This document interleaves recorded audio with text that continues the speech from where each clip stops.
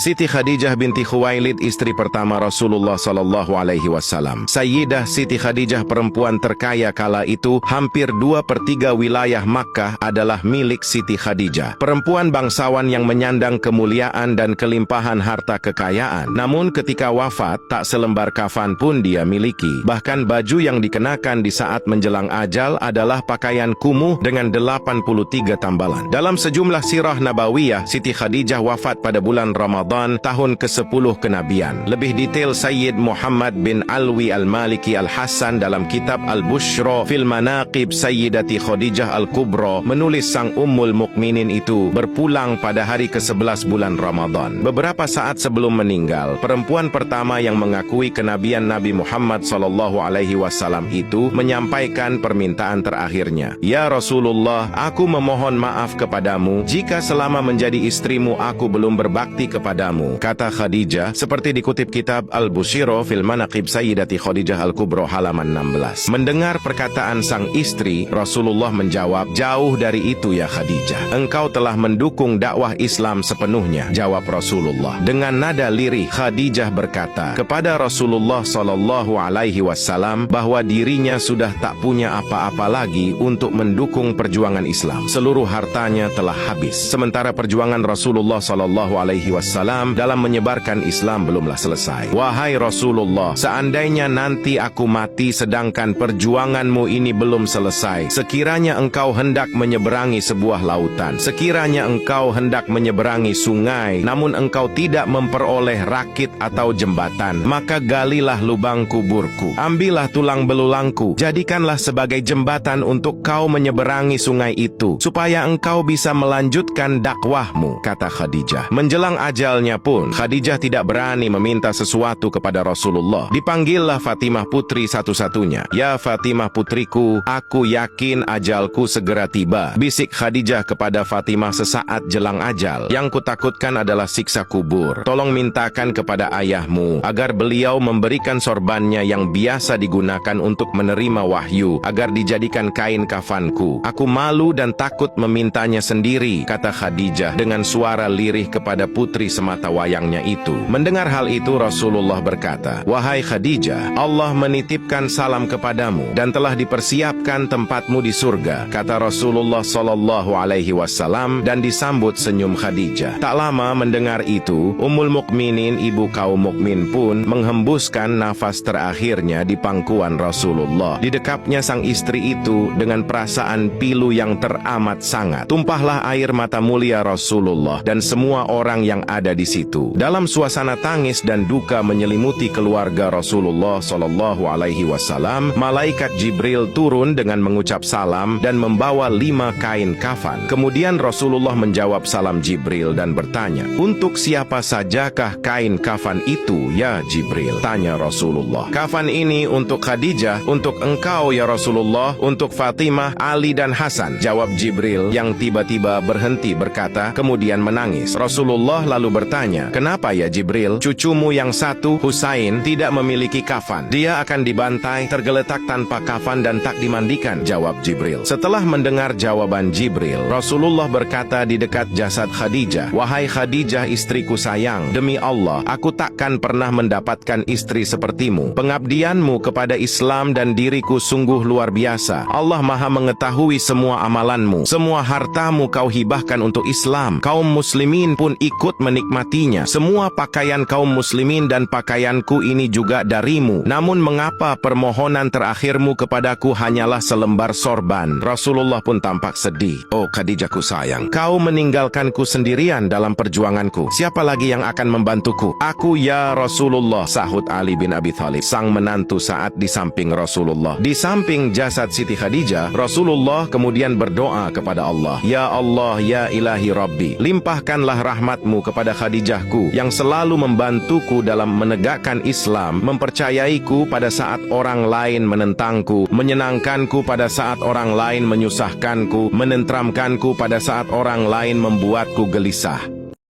Yang like dan subscribe semoga diberi keberkahan.